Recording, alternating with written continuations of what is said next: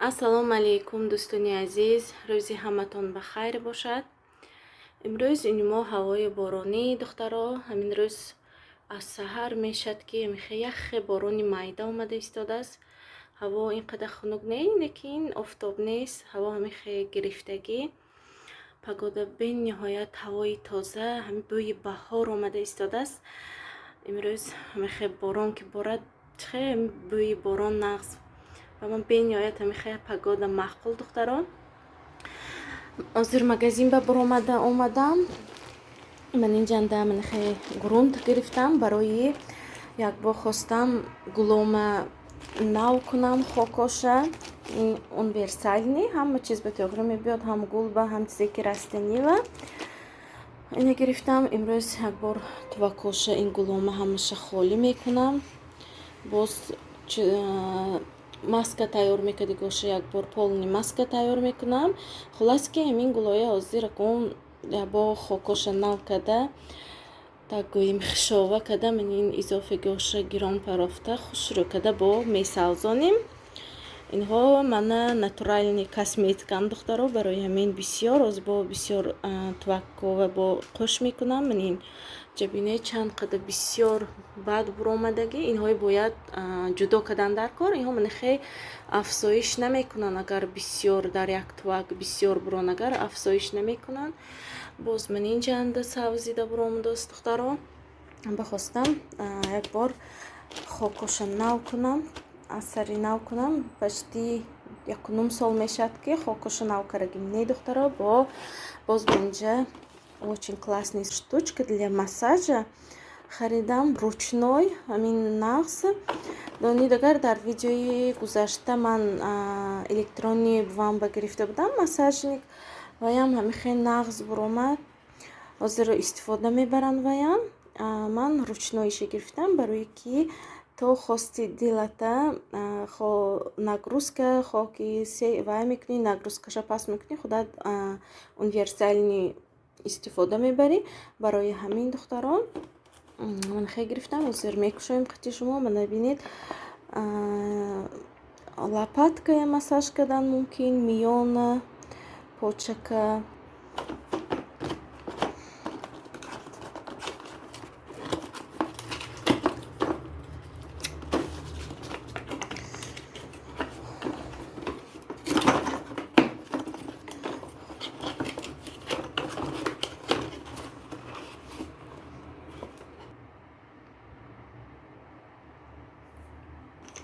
ана духтаро чӣ бинед, ин дастакашаи ручка манинаш жёсткий хеле мулоима как не. вақте ки пушта массаж мекунед, чувствовать мекунед массажник. ина разный цвет не буд, ҳар хел цветаш буд. ман хеле цвети розоваша гирифтам. вот так духтаро, барои массаж кардан пушта ин чизоро гирифтам. ҳозир вақте ки баҳор омад, бисёртар одам ба худаш вақт ҷудо мекунад нигоҳ бин кардан ба сабаби ки рӯзҳоям дароз шуд. ба ҳамаи корат успеҳ мекунӣ. хостам камтар ба спортам машғул шавам, ки дар ҳамин синну соли одам ки рафту, агар ба ҳамин саломати худ агар шумо беэътибор бошед духтаро, уже аз ҳамин синну солатон аз 30-35 ки гузашт, бисёр дарди миён, дарди по мешед. барои ҳамин дар ҳамин возростҳо худатона беэътибор набошед. барои саломати худатон ҳатман бо ҳамин услуги хонагӣ дар хона бошадам, камтар бошадам дар ин хона духтаро, ба спорт машғул шудам. ҳозир бачаҷонои ман омад ки ман кушом да конечно я.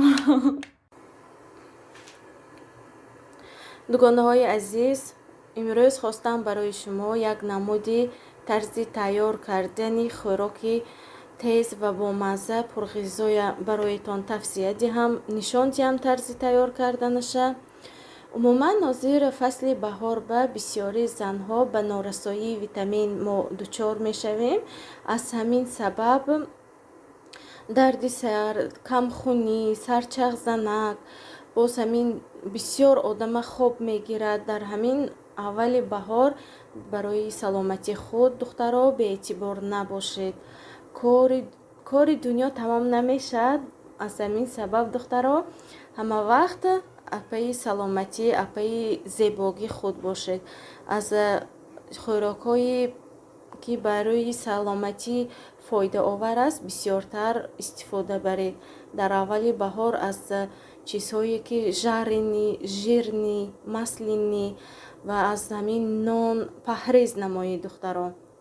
имрӯз ман рези шӯрбо тайёр кардосиям. Барои ин дар ин ҷо ман реза кардам укроп ва петрушка, чеснок. Духтаро, дар видеои гузашта дар комментарие нависта будед ки ҳамин петрушкаи чӣ хел шумо истеъмол мекунед, бӯяш безеб гуфта. Иншоалло ман дар видеои гузашта ҳатман бо ҳамин петрушка ва чеснок барои шумо гуфта мегузарам.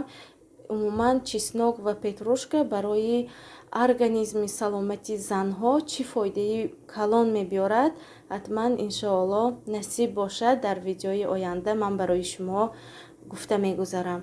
боз дар ин ҷо чӣ хел ки дидосед сабзӣ, картошка, пиёз, як дона болгар реза кардам. Дар ин ҷо зелёни горох, зелёни фасол, инҳо замороженӣ ман истифода мебарам. ҳоли свежиш набуромадасам.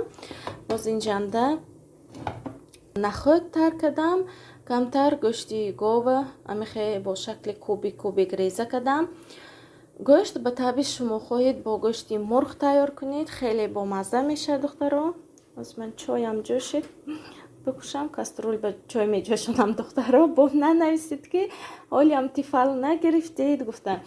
ана духтаро, ҳозир як таоме ки бениҳоят пур аз ғизо, ҳатман бисёртар дар ҳамаи хӯрокҳо бисёртар ҳамин нахӯд, красни фасол, либо зелёни фасол, зелёни горох истифода баред духтаро, чунки дар таркиби инҳо оҳандаш бисёр аст.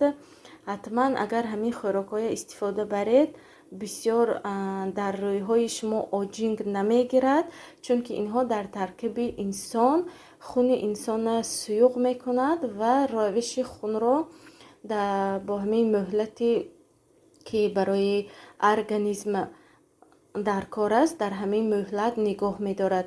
агар вақте ки шумо картошка зирбун, нон, ин хел чизҳои бисёр истеъмол кунед духтаро, ин ба саломатии шумо оҳиста оҳиста рафта зиён мебиёрад духтаро. ҳозир дар ин ҷо камтар равған ҳамроҳ мекунем, ин қадар равғанам бисёр намеандозем, фақат ки ҳамин гӯшта барои камтар зирбондан.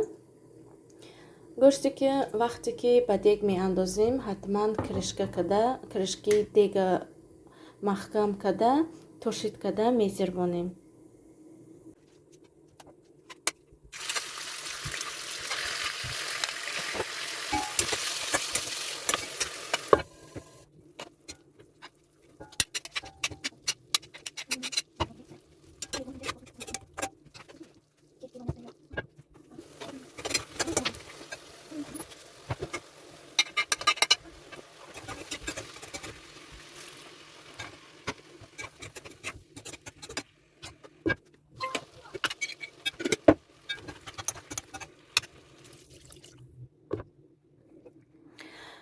духтаро, вақте ки ман хӯроки сиёҳ тайёр мекунам, ҳатман апушташ боз ягон пирог ё ки кекс ягон чиз мепазам.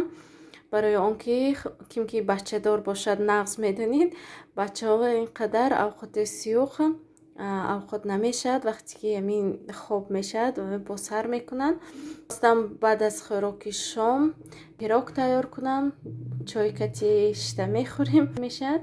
ман инҷанда аллакай шакар андохтам 1 стакон. боз дар ин ҷо 1 стакон кефир, 1 дона тухм, ванилини сахар, орд, камтар равғани растительный ҳамроҳ мекунам. боз инҷанда маис ҳамроҳ мекунем духтаро. кани мебинем ки пирог пухта метавонам ё не. боз инҷа хӯроки шоми мо ҳоли тайёр нашудааст. лекин ҳами хебуяш нағз ҷуштос картошкаша наандохтем. Картошкаша вақте ки қариб пухта шуд, амин меандозим 15-20 минут ки ҷӯшид, картошкаш тез мепазад. Барои амин картошкаша оли наандохтам духтаро. хеле ки бинед фасол бениҳоят бомазза мекунад хӯрока.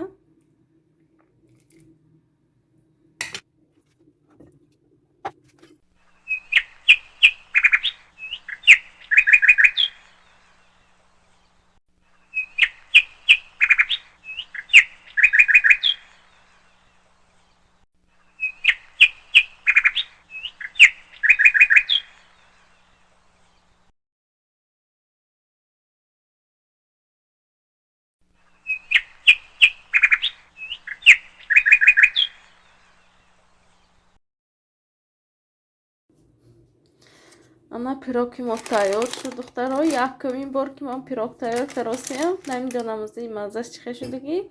Короче ман ин ба вақти тестиша тайёр кардос кинда какао добавить карам. Кани озир мебиним. Мам, ты еще вот это чай поставь и мне быстрее. Хорошо. Дай. Ты черный чай будешь? А какой, ну, с каким вкусом есть? Там есть с малиной и обычный есть, но я Я с малиной. Чай. Да, я зеленый чай буду. А когда подъем буду вкусный, хоть тестом там. Да, вкусно, по-моему. Да? Как будто шоколад. Да, мама вкусно готовит. Но надо еще попробовать.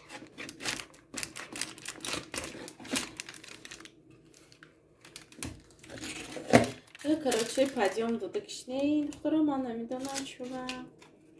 Окей, шакараш бисёр буд барои ҳамон. Ти виноват, бабак, то бисёр шакар андоз кити шириша. Ти виноват, доктора. Маизор, ты очень вкусно, по-моему, да? Пока вы не попробовали, говорим зря ты вкусно. изюм Давай добавила. я сначала попробую. На вкус. Прямо запах какао, очень вкусно. Я заряжу. Что я тебе дам?